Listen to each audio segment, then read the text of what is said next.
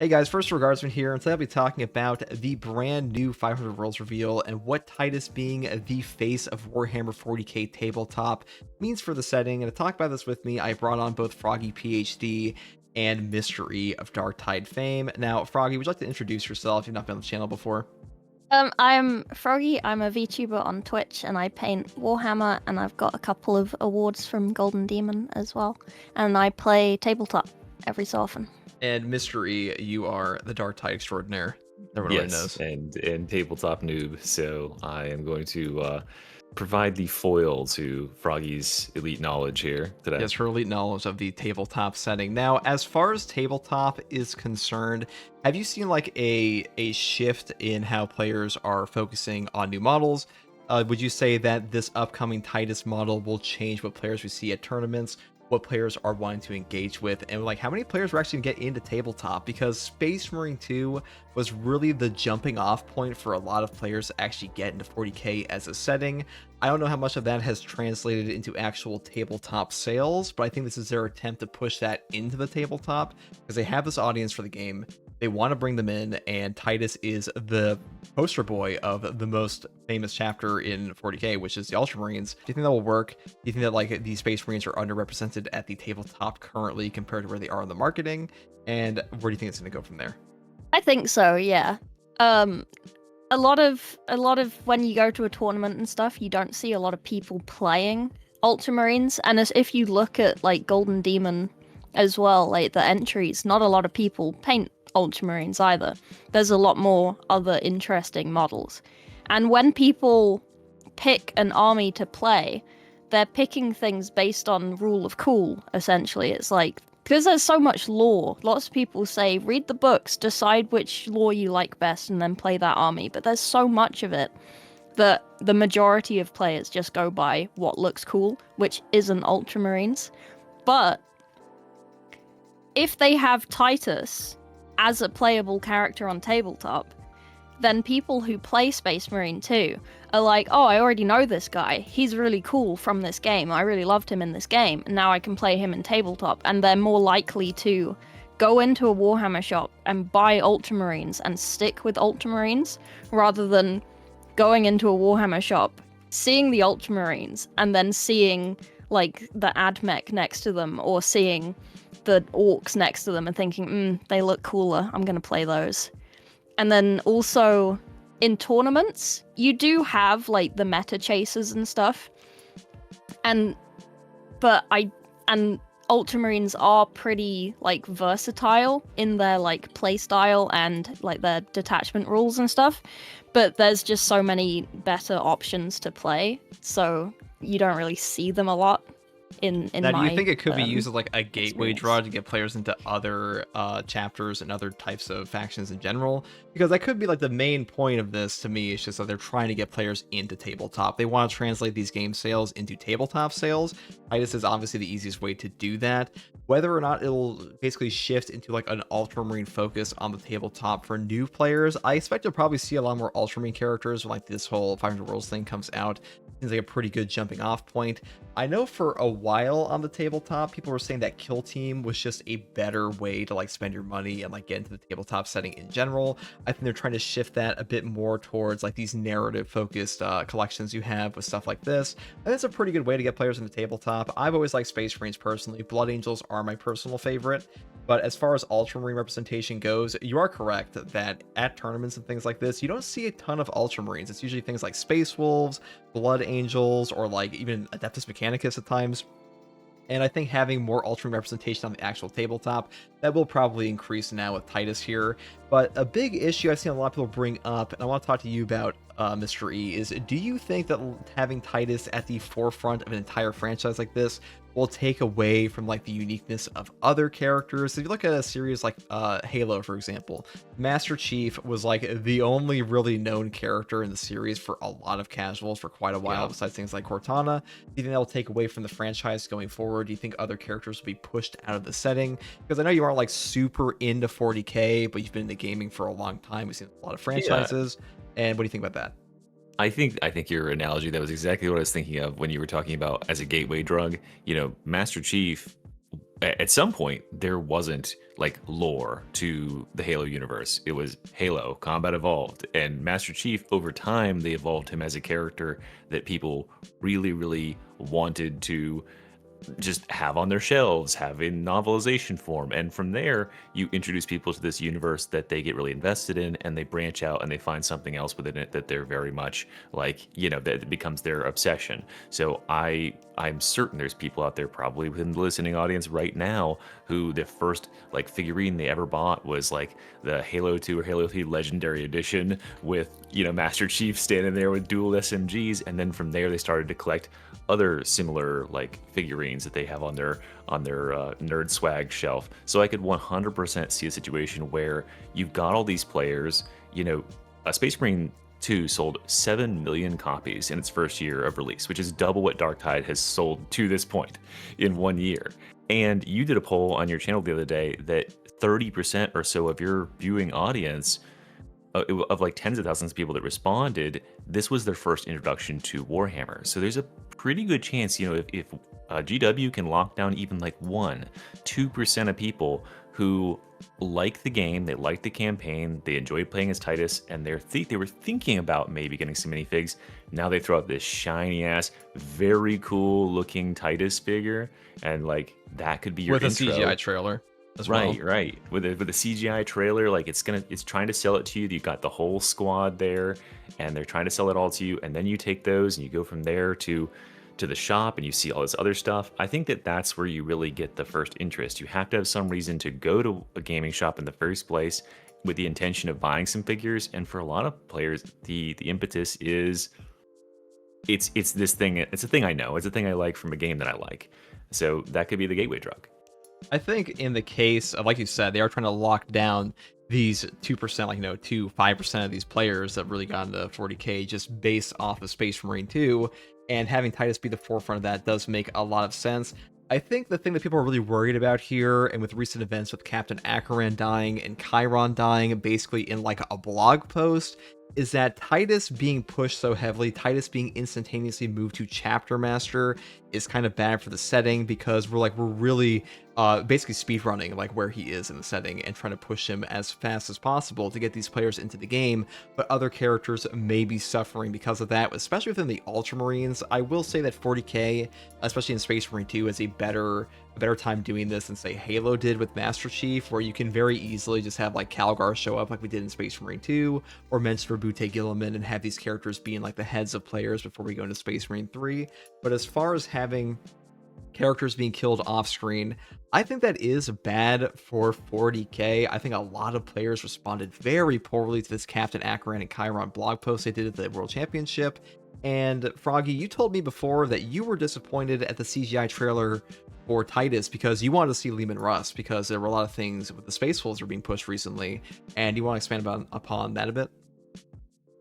Yeah, it kind of felt a bit like a bit of a rug pull, because a lot of people have been expecting things for Space Wolves recently, because there's been so many events this year and like releases and things leading up to this that's like, oh, Space Wolves are going to get something big. They're going to tease Leman Russ, or like actually release a new Leman Russ model, like announce his return or something.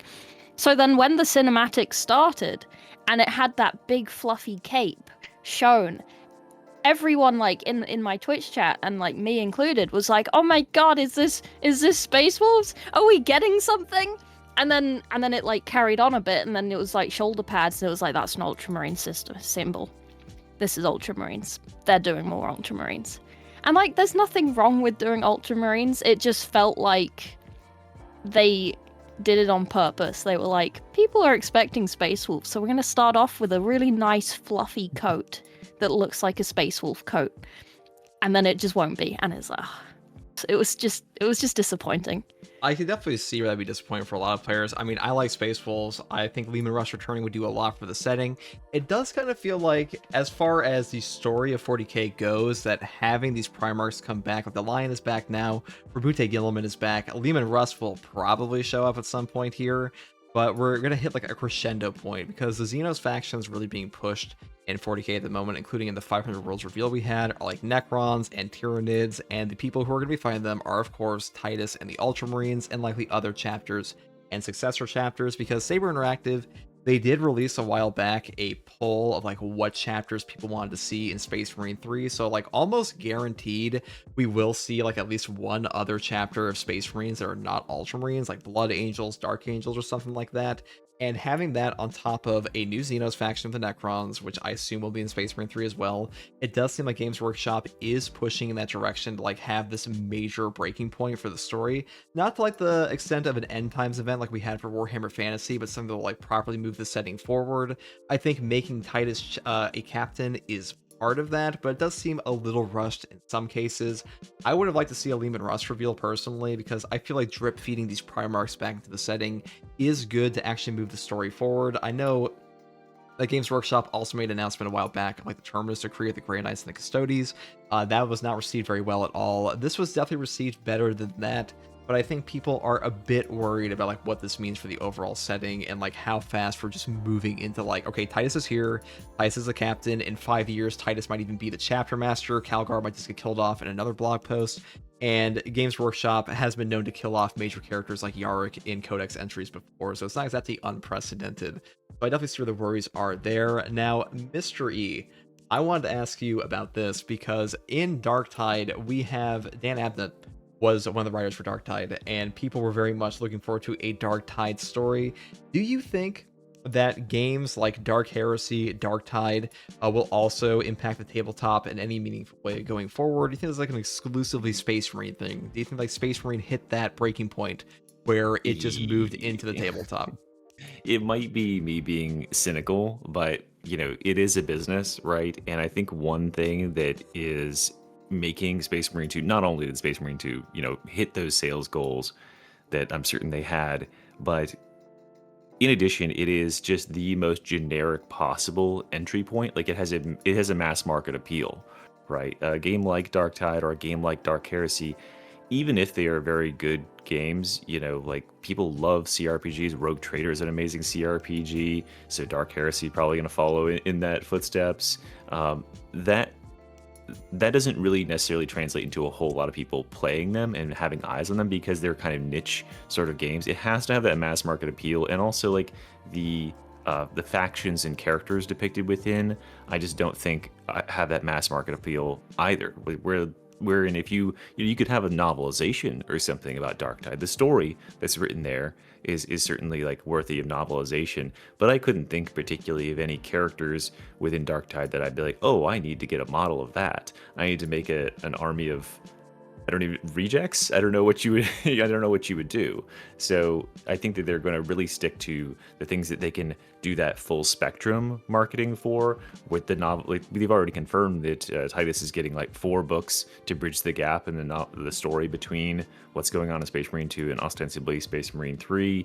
And I have suspicions as well. I mean, this again, it's just totally speculation, but I think we were talking the other day about how much Titus is starting to look more and more like Henry Cavill. Yeah, and definitely is. We know that Henry Cavill is doing something with the Warhammer universe, and I could so see them slotting him in there, and just the whole like getting rid of Captain Acheran and all that stuff. To me, it looks like they're just clearing the space around him. They don't want there to be any confusing other characters. He is the guy at the head, and you just like, you have your eyes on him. He's the centerpiece. He's the main character, sort of like a Master Chief, right? You don't think about, most players don't think about the other auxiliary characters in the universe. That's stuff for you to get into later.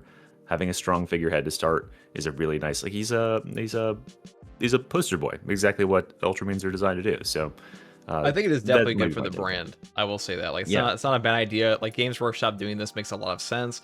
Now, I feel like a wave across all 40k games after Space Marine 2 came out. It's a major success. That it does kind of feel like Games Workshop is like pushing more and more companies to like, get your shit together, get out more content, get out more meaningful content. We're gonna be pushing more and more 40k products out. Space Marine 2 has made it very clear to them that like video games are an amazing market for them to get people into their tabletop. This is the first attempt at this. Now, do you think in the future, I'll ask both of you guys this, do you think in the future tabletop games or tabletop expansions are going to have like a significant amount of releases based on games adjacent to 40k? You think that's something we're gonna be seeing in the future? Everything to see more of that. Yeah. So Froggy, what do you think about that? I'll ask you first here. Games Workshop, up until recently, have basically just been like following kind of lore with their releases and like going through chronologically like what is happening. But then with this, it kind of shows a massive shift within the company of kind of chasing where the people are rather than doing what they want to do. Like they still want to do like massive ultramarine stuff with Titus, but having the game be that sort of massive, it kind of put in their head like, oh, we need to milk this because that's what people seem to want. So if we put more of this in and sort of retcon lore if we need to, I don't think they've done that for this, but like in the future they possibly could. They're not shy of retconning.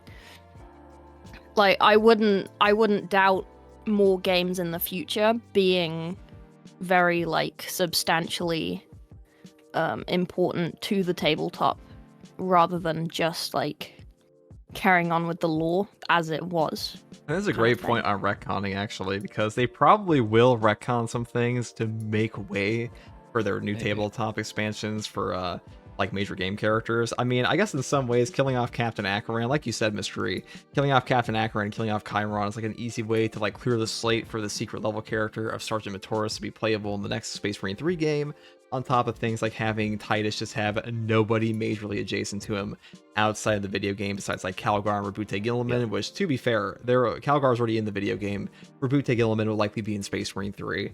And it'll make it very easy to be like, these are the characters of the Ultramarines, this is who we follow, and other games will also push new narrative expansions as 40k basically grows as a franchise, because I think that's where we're headed for 40k.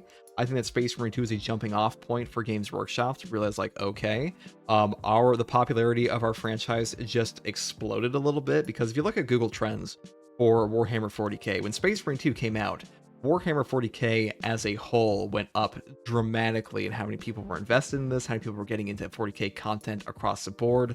Lore channels saw traffic explode. Gaming tabletop channels saw traffic explode. It was a huge event for 40k as a franchise, and I think they want to repeat that event as much as possible and capitalize on it, like you said. And also, like Froggy mentioned, retcons. Games Workshop is not shy of retconning anything. They'll definitely piss off a lot of members of the lore community. But I think what they are trying to do is they're trying to basically consolidate the things they know are popular, and then move from there to like make the story not necessarily simple, but easier to follow across multiple narrative expansions, because there's a lot of 40k lore. The characters of 40k are in many cases niche, especially to a casual audience, and having this frontrunner, having other narrative expansions pull in some of the more niche characters and make them like very easily recognizable as like, this is a villain, this is the Catan Nightbringer, this is a Destroyer Cursed Necrons, and like these are the guys he's going to be fighting in this expansion. Next game, you'll probably have a main Necron villain on top of like maybe some Thousand Sun stuff, and I think that's a pretty easy way for Games Workshop to like have this massive universe and have a narrative that's pretty easy to follow for casual audiences, while also expanding upon that in like different books in games like Dark Heresy. So I'm curious to ask you, Mr. Reed, do you have any thoughts on that? On like how they're going to be expanding this into games? Yeah, so I mean, I think that what Froggy said and what you said is 100% true. They looked at the numbers, they had to see like everyone else saw that the interest in 40k at large jumped up with this release. They didn't take them long to put two and two together, that this thing that has like a broad appeal is directing eyes to their properties. And I think this bodes really well.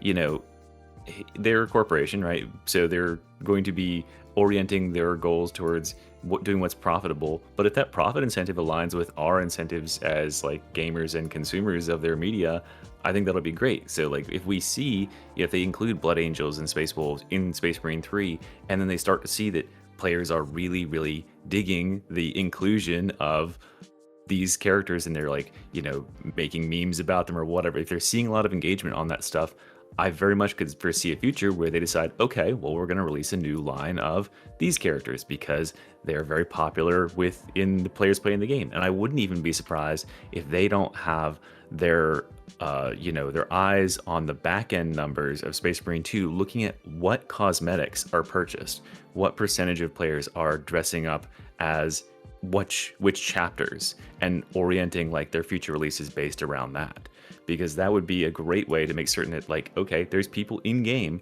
that are paying real money already to play the game as Blood Angels or whatever you want to be. That's And they a have so great many point, chapters in actually. there, and then they could just very easily be like, hey, you know what, like, we also have this chapter in miniatures, because this one was the one that did the best for the last month. Next month, we're gonna have that be the push on the store page that's gonna have a whole chapter worth of miniatures for that specific chapter. So I think that, like, I mean, that might be me being cynical, but it's also just, I think, a really, really smart way to do things. You have a ton of information at your disposal, and it'll bode well for both parties involved, because we'll get the things that we want to see, the more popular things that, or the things that we, want to see in the game. We might actually be able to get away from Ultramarines to some extent, and they'll get money. So I think that's actually a great point. It also goes back to what Froggy said about Ultramarines on the tabletop being like in the stores and nobody plays them on the tabletop.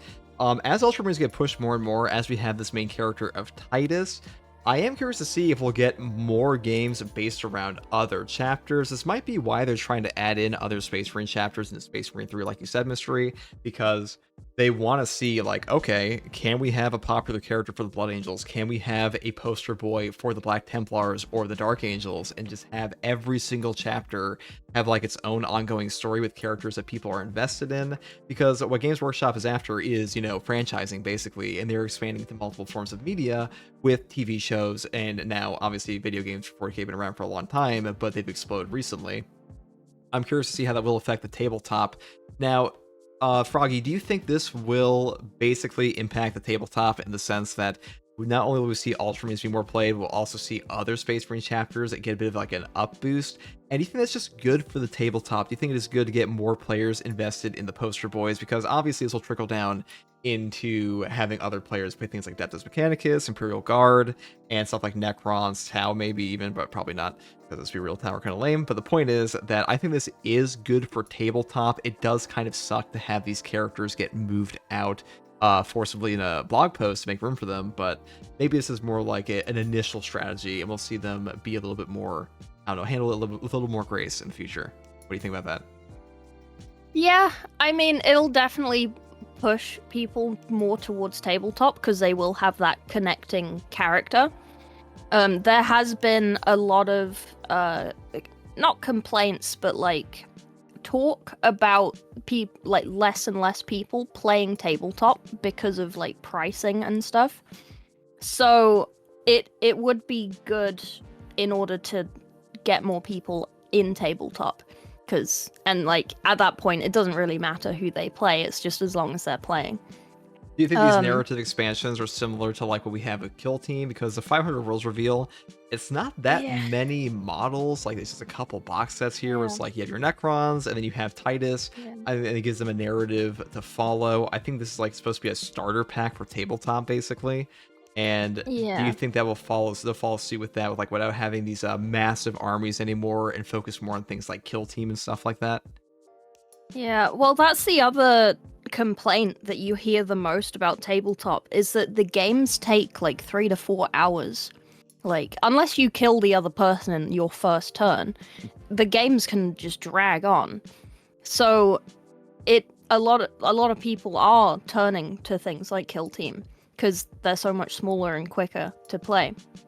So having like a small squad of these like Ultramarines and Necrons in this 500 worlds, it is kind of like, oh, this is like a 500 point game. This will take like 1 hour, 2 hours or something. So it, especially like today where people like don't have a lot of time to hobby, then it would make sense for them to move towards a less complicated game system. Like 10th was very much much more simple than 9th edition was in terms of rules. So they are like already toning it down. But yeah, like going more towards a really small like sort of Kill Team-esque thing would be very beneficial, I think, to them. I definitely think Kill Team is a great starting point for players. It's also just way cheaper than like buying a massive army.